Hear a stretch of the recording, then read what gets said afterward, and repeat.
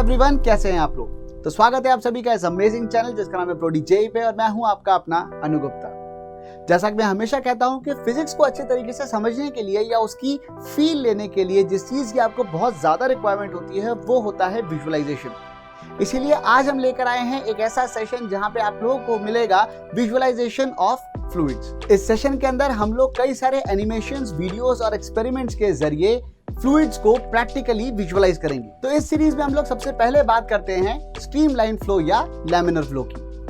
अब डेफिनेशन आप लोगों ने शायद सुन रखी होगी कि जब भी एक लैमिनर फ्लो होता है तो किसी गिवन पॉइंट पे वहां से पास होने वाले फ्लूइड की प्रेशर और वेलोसिटी टाइम के साथ कांस्टेंट रहती है। बहुत खूबसूरत बात है, लेकिन प्रैक्टिकली ये देखने में लगता कैसा है ये बात हमें अक्सर देखने को नहीं मिलती। क्या हो सकता है कि आप लोगों को ऐसा लगे कि सर हमने कभी इसको देखा ही नहीं है, और अगर देखा है तो शायद हम इसे पहचानते नहीं है। तो आओ देखते हैं। तो बेसिकली इसका जो स्ट्रीमलाइन का जो सबसे कॉमन जो वर्ड हम लोग यूज करते हैं वो है कि भाई कार्स जो है या बाइक्स जो है वो स्ट्रीमलाइन होती हैं, तो उस केस में जो फ्यूल एफिशिएंसी होती है वो हाई रहती है। ठीक है, एग्जैक्टली ये स्ट्रीमलाइन फ्लो है। ठीक है, कि मतलब अगर कोई फ्लूइड का पार्टिकल यहाँ पे पहुंचा तो वो ये एक ही पर्टिकुलर पाथ फॉलो करता हुआ आगे निकल जाएगा। जो पार्टिकल यहाँ पहुंचा वो कभी ना कभी यहाँ था, फिर वो कभी ना कभी यहाँ आएगा, फिर वो यहाँ भी आएगा।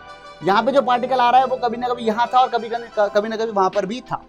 ठीक है, इसे हम लोग स्ट्रीमलाइन फ्लो कहते हैं। ठीक है, बेसिकली अच्छा ये तो गैस है यहाँ पे, फिर भी थोड़ी बहुत ये जो गैस है ये हिल रही है, धुआं है वो थोड़ा थोड़ा हिल रहा है, तो फिर भी समझ में आ रहा है कि कुछ फ्लो कर रहा है। लेकिन अगर आप लिक्विड का स्ट्रीमलाइन फ्लो देखते हैं तो उसमें तो देख के समझ में ही नहीं आता कि एक्चुअली लिक्विड फ्लो कर रहा है या उसकी एक फोटोग्राफ है। चलो देखते हैं इसके एग्जाम्पल्स। इसका एक बहुत ही खूबसूरत एग्जाम्पल ये वाला है, यहाँ तो पानी है।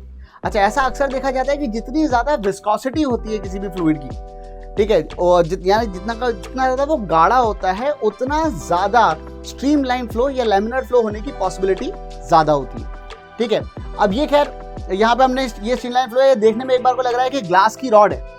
ठीक है, लेकिन वो बात अलग है, अगर वो पानी वहां जाके स्प्लैश नहीं कर रहा होता तो हमें समझ में नहीं आता कि ये एक्चुअली फ्लो कर रहा है। ठीक है, इसका एक एग्जांपल और देखते हैं, और बहुत खूबसूरत सा एग्जांपल देखते हैं, और वो है ये देखो, यहाँ पे एक तेल है, वो तेल यहाँ पे फाउंटेन से निकला हुआ है। उसको देख के समझ में ही नहीं आएगा कि एक्चुअली वो कुछ तेल निकल रहा है या कुछ पता नहीं क्यों जम गया है।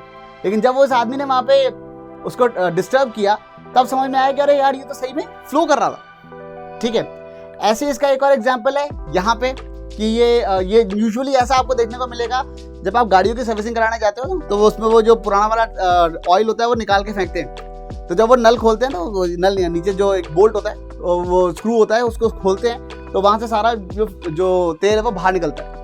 वो चूंकि उसकी विस्कोसिटी हाई है, कई बार इतना ज़्यादा विस्कस होता है कि जब तक आप उसके अंदर उसको डिस्टर्ब करके नहीं देखोगे, या अगर उसके अंदर कोई मान लो कचरा आ जाए, तब जाके आपको समझ में आएगा कि ये एक्चुअली फ्लो कर रहा है। अदरवाइज ऐसा लगेगा जैसे बस पानी गिर रहा था और वहीं के वहीं किसी ने फ्रीज कर दिया या उसकी फोटो खींच के आपके सामने लगा दी।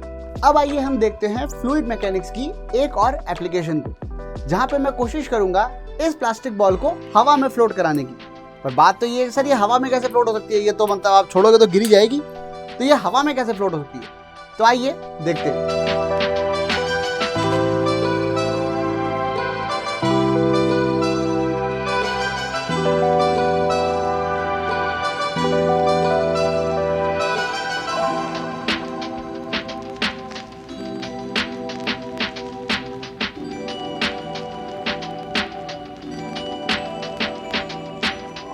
तो हो सकता है कि आपको लगा हो कि ये एक जादू था। नहीं यार, ऑब्वियसली जादू नहीं है, साइंस ही है।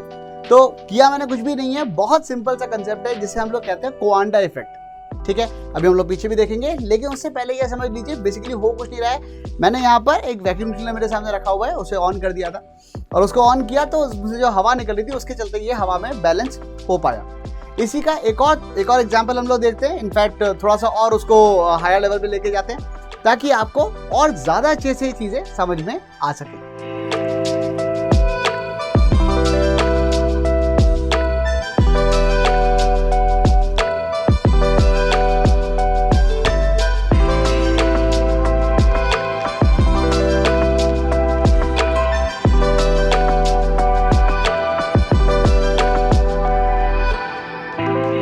तो आइए समझने की कोशिश करते हैं कि अभी तक हो क्या रहा था। सबसे पहले तो ग्राफिकली हम लोग यहाँ पर देखते हैं, तो ये एक छोटा सा एक्सपेरिमेंट है, क्योंकि हवा तो देखो नजर आएगी नहीं, ठीक है, लेकिन जो हीटेड एयर है उसका रिफ्रैक्टिव इंडेक्स चेंज हो जाता है। इस बात को ध्यान में रखते हुए पीछे अगर लाइट जला के और आगे से वीडियो शूट किया जाए तो ये कुछ इस तरीके का नजर आएगा। जो बॉल है वो आराम से यहाँ पे हवा में तैर रही है। सवाल एक छोटा सा ही आता है, देखो इसमें तो खैर कोई शक नहीं है कि भाई जो ग्रेविटेशनल पुल था mg जो था वो बेसिकली इसने जो फोर्स लगा रखी थी उससे बैलेंस हो रहा था। बट द पॉइंट इज कि सर वो चलो नीचे नहीं गिरी, वो बात समझ में आती है, अंदर नहीं जाएगी, इसके जो जहाँ से हवा निकल रही है उस छेद के अंदर नहीं जाएगी, लेकिन इधर उधर तो गिरनी चाहिए थी। ये तो अनस्टेबल इक्विलिब्रियम जैसी चीज होगी ना, तो वो तो जैसे ये तो वैसा ही है जैसे कि अगर आप एक विकेट को अगर आप उंगली में बैलेंस करने की कोशिश कर रहे हो, ठीक है। तो इसका मतलब क्या हुआ, इसका मतलब अब अगर अनस्टेबल इक्विलिब्रियम की बात करें तो वो तो ये वाला हो गया कि जैसे मान लीजिए मैंने एक ट्यूनिंग फॉर्क लिया और उसको मैं किसी तरीके से अपनी उंगली पे बैलेंस करने की कोशिश करूं तो वो हो सकता है एक आध सेकंड के लिए कर भी लूं, लेकिन ज़्यादा टाइम के लिए मैं शायद इसको अपनी उंगली पे बैलेंस नहीं कर पाऊंगा।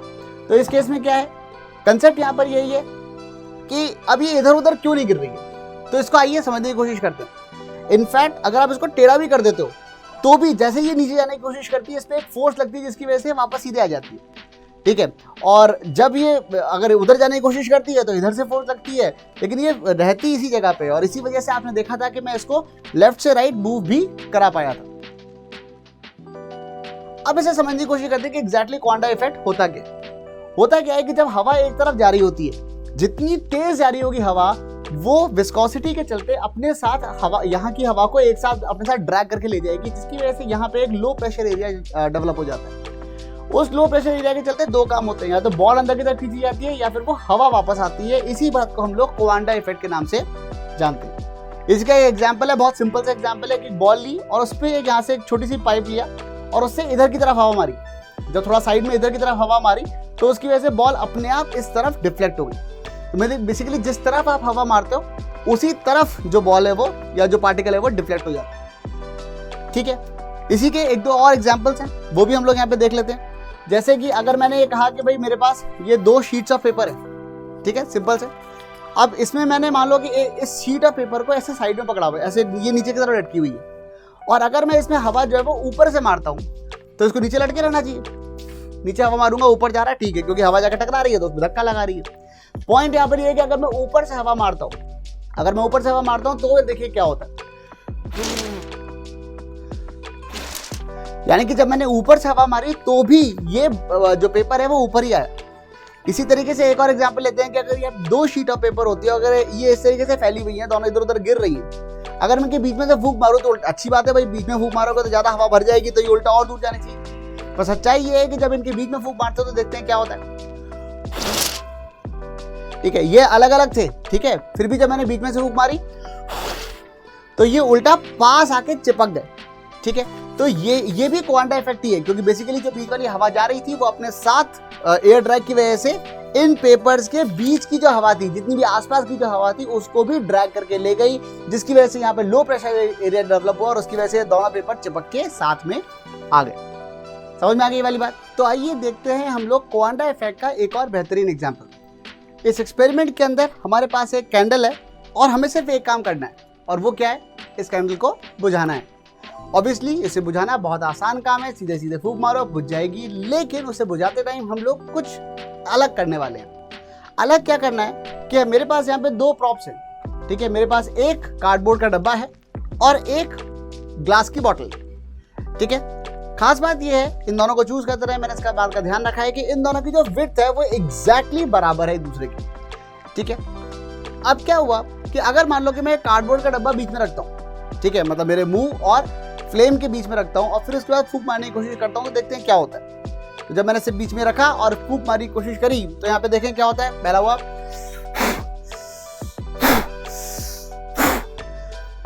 कितनी भी जोर से फूंक मारने की कोशिश कर रहा हूँ पर ये कैंडल नहीं बुझ रही है। लेकिन अगर मैं यही काम एग्जैक्टली सेम चौड़ाई के बॉटल को बीच में रखते हुए करता हूँ तो देखते हैं क्या होता है, ठीक है। अगर मैंने इस बॉटल को यहाँ पे रखा, ठीक है, मैं इसके पीछे जाके खड़ा हुआ और फिर मैंने यहाँ पे लगाई फूंक, ठीक है। मैं साइड से इसलिए नहीं कर रहा हूँ ये काम, नहीं तो आपको लगेगा मैंने बॉटल आगे रख ली और मैं फूंक सीधे मार दी, ठीक है।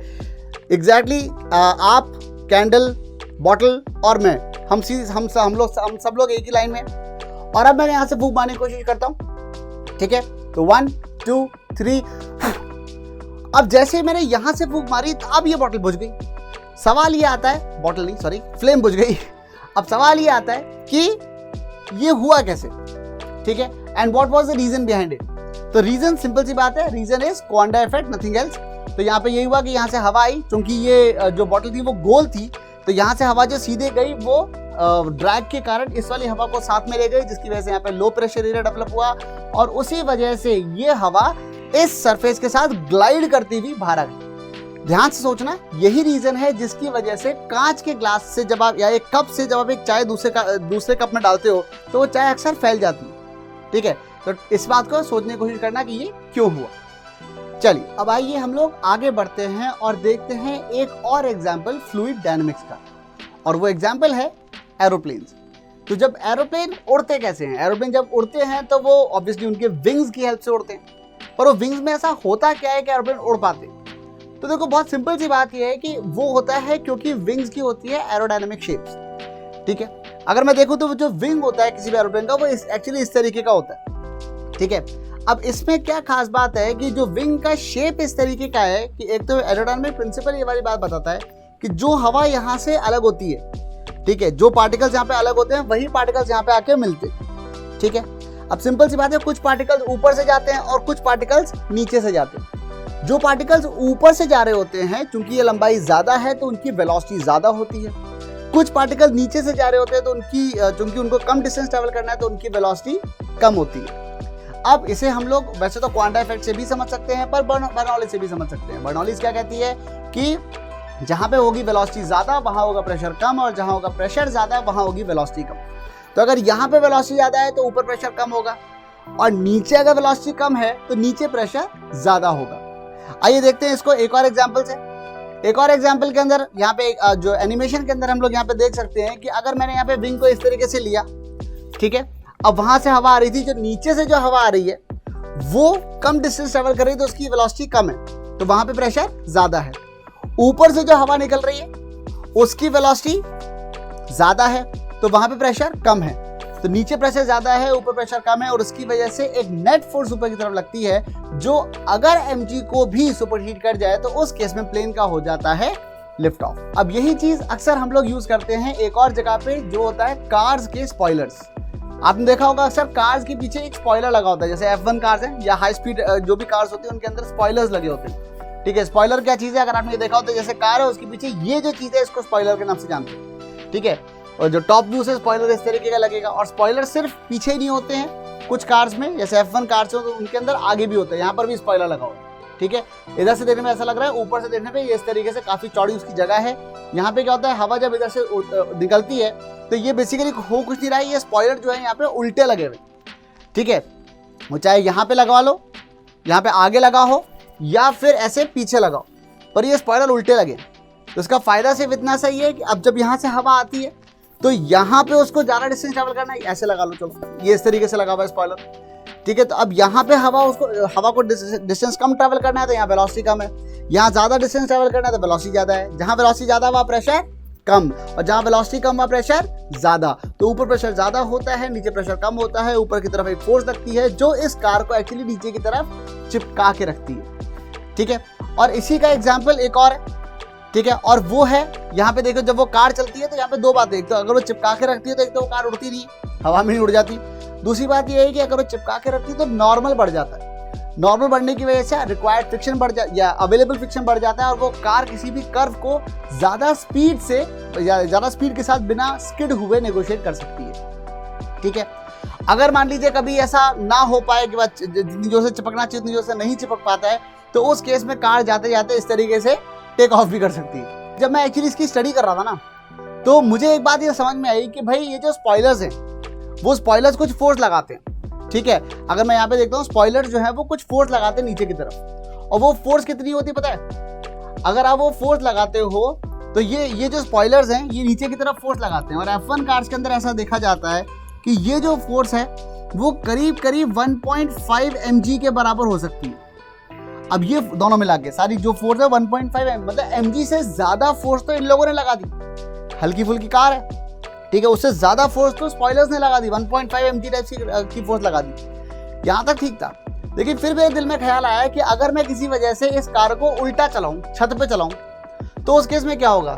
तो जो स्पॉयलर्स फोर्स लगा रहे हैं वो तो कुल मिला के 1.5 mg लगाएंगे, और यहाँ पे इसकी खुद की mg ही लग रही है, और इसका मतलब ये होगा कि फिर भी 0.5 mg फोर्स जो है वो ऊपर की तरफ ही है, और इसका मतलब ये कार एक्चुअली ऊपर छत पे चिपक के चल सकती है एटलीस्ट थ्योरेटिकली।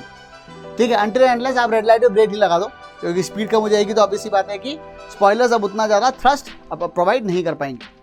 ठीक है, और इसी चीज़ का एक बहुत ही बढ़िया, बहुत ही खूबसूरत एग्जांपल यहाँ पे देखा हम लोगों ने इस एक ऐड के अंदर, जो कि मर्सिडीज़ की एक कार का ऐड था, जहाँ पे जो टनल है उस टनल के अंदर ही वो बंदा टनल में चल रहा है, और वो टनल के अंदर एक साइड से चढ़ता है। ठीक है, कार साइड से चढ़ती है, छत पे जाती है और एक उल्टा चक्कर काट के वापस नीचे आ जाती है। ठीक है, और ये वो प्रैक्टिकल वीडियो है जिसके अंदर ये काम एक्चुअली हुआ, और ये जो ऐड था वो पहले आया था।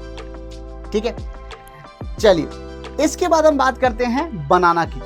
ठीक है, आइए अब हम यूज करते हैं इन कंसेप्ट्स को प्रैक्टिकल एप्लीकेशंस के अंदर, जहाँ की स्पोर्ट्स के अंदर। ठीक है, अभी तक जितनी भी एप्लीकेशंस थी वहाँ बहुत डिजाइन वाली बातें हो गई, लेकिन प्रैक्टिकली जब आप खेलते हो, आप कुछ करते हो, तो उस केस में भी हम लोग इन चीज़ों को यूज करते हैं। ठीक है, हर स्पोर्ट्स के अंदर, हर स्पोर्ट के अंदर ये चीज़ यूज होती है, जो कि सबसे कॉमन जो एग्जाम्पल है वो है बनाना किक। तो 1997 पे रोबर्टो कार्लोस एक अपना फ्री किक ले रहे थे, और जब वो फ्री किक ले रहे थे और जब उन्होंने देखा तो भाई जो ओपोनेंट्स थे वो उनके सामने पूरा गोल पोस्ट को घेर के खड़े हुए थे, और कोई पॉसिबिलिटी नहीं थी कि वो यहाँ से गोल कर दे। ठीक है, और यहाँ पे ऑब्वियसली उनके प्लेयर्स भी थे, पर यहाँ पे दिखाई नहीं गए हैं। अब इन्होंने क्या किया, यहाँ से जाके किक ली, और कुछ तो जादू हुआ कि वो बॉल हवा में जा रही थी कहीं और वो अचानक हवा में ही कर्व होके और गोल पोस्ट के ऊपर वाले कोने में घुस गई। ठीक है, और इसके बाद तो मतलब लोग पागल हो गए कि यार ये क्या हो गया। इसी को हम लोग बनाना किक के नाम से जानते हैं, बनाना किक के नाम से इसको जाना गया। और exactly what is the physics involve, भाई हवा में कोई चीज स्विंग कैसे हो सकती है। अगर मैंने एक बॉल ली, ये कोरोना वायरस टाइप की बॉल है मेरे पास एक, अगर मैं इस बॉल को ऐसे उछालता हूँ तो स्ट्रेट लाइन में जाएगी, लेकिन अगर मैं मान लीजिए इसको मैं इस तरीके से उछालता हूँ तो ये ठीक है पैराबोला में जाएगी, वो पैराबोला एक ही प्लेन में होगा। ठीक है, अगर मैं उसको इस तरीके से उछालता हूँ तो वो इसी प्लेन में ही तो गई ना। सवाल यहाँ पे ये है कि ये साइडवेज कैसे गई, मतलब ये हवा में ऐसे करके कर्व कैसे हुई। तो उसका जो रीजन है वो आता है सीधे सीधे बर्नौलीज प्रिंसिपल से। आइए देखते हैं कैसे। ठीक है, तो अच्छा इसी को हम लोग एक और तरीके से यूज करते हैं, ये डेविड बैकहम ने कई बार इसको यूज किया, और वो करते हैं वो क्या, मतलब आपने कॉर्नर किक ले रहे हो आप, और कॉर्नर से अगर आप फुटबॉल खेलते हो, अगर आपने देखा होगा तो कॉर्नर किक से देखते टाइम आपको गोल पोस्ट के नाम पे सिर्फ एक खंबा नजर आता है कॉर्नर से। ठीक है, लेकिन उन्होंने क्या किया यहाँ पे, अच्छा नॉर्मली तो ये होता है कि यहाँ से बॉल मारो, यहाँ पे दूसरे आदमी को दो, वो गोल कर देगा। ठीक है, ऑब्वियसली सब 1-to-1 मैप में रख के सबको रोक के रखते हैं। इन्होंने क्या किया, इन्होंने इस बनाना किक का इतना जोरदार प्रयोग किया, इन्होंने यहीं से बॉल को मारा, वो हवा में गई, और वो हवा में ही अपना पूरा प्लेन, जैसे अगर मैं कॉर्नर पे खड़ा हुआ हूँ तो ये खंबा है बीच में, एक खंबा उसके बीच में, ये गोल पोस्ट है, और मैंने यहाँ से बॉल मारी, वो हवा में गई और हवा में ही टर्न करके और वो गोल पोस्ट के अंदर घुस गई बॉल। तो सवाल यहाँ पे आता है कि अगेन ये हवा में चेंज कैसे हो रहा है और प्लेन ऑफ ट्रेजेक्टरी कैसे बदल रहा है। तो उसका सिंपल सा रीजन ये होता है कि जब ये बॉल को जो किक करते हैं तो बॉल को किक करते टाइम ये बॉल को एक रोटेशन दे देते हैं। ठीक है, जब वो बॉल रोटेट कर रही होती है तो क्या होता है, हवा के साथ साथ, इसके बॉल के साथ साथ हवा की विस्कोसिटी की वजह से एक हवा की लेयर और घूमती है। अब जो हवा सामने से आ रही है वो तो यहाँ पे तेज चली जाती है, और जो हवा यहाँ से आ रही है वो इस साथ में घूमती हुई बॉल की वजह से स्लो हो जाती है। ठीक है, तो बेसिकली जो हवा यहाँ पे साथ साथ घूम रही थी, इस तरीके से हवा साथ साथ घूम रही थी। अब यहाँ पे क्या हुआ, यहाँ पे तो वेलोसिटी हो गई ज्यादा, यहाँ वेलोसिटी हो गई ज्यादा, और यहाँ पे ये हवा सामने से आने वाली हवा से टकराती है, यहाँ वेलोसिटी हो जाती है कम। और जैसा कि बाय बर्नौलीज प्रिंसिपल हम जानते हैं कि जहां होगी वेलोसिटी ज्यादा वहां होगा प्रेशर कम, और जहां होगी वेलोसिटी कम वहां होगा प्रेशर ज्यादा। तो यहाँ पे प्रेशर ज्यादा होगा, यहाँ प्रेशर कम होगा, और इसकी वजह से एक फोर्स इधर की तरफ लगेगी जो इस बॉल को हवा में ही कर्व कर देगी। और यहाँ पे ये होता है कि ये लो प्रेशर है, यहाँ हाई प्रेशर है, और उसकी वजह से बॉल जो होती है वो स्विंग कर जाती है और बॉल वहां पे अंदर जाके घुस जाती है। इसी चीज को हम लोग मैग्नस इफेक्ट के नाम से जानते हैं, आपके एनसीईआरटी में भी दे रखा है, तो अच्छा होगा कि अगर आप उसे पढ़ लें एक बार। ठीक है, उम्मीद है आपको समझ में तो आई गया होगा। और ये जो मैग्नस इफेक्ट है ये एक्चुअली प्रैक्टिकली हर स्पोर्ट के अंदर काम आता है। ठीक है, जैसे कि जब आप स्विंग करते हो तो स्विंग करते टाइम भी बॉल इसी तरीके से स्विंग की कराई जाती है। तो उसमें क्या होता है, उसमें बेसिकली घिस देते हैं बॉल को। ठीक है, एक तरफ चिकना कर दिया, आपने देखा होगा कि वो जो क्रिकेटर्स होते हैं वो हमेशा एक तरफ से घिसते रहते हैं बॉल को।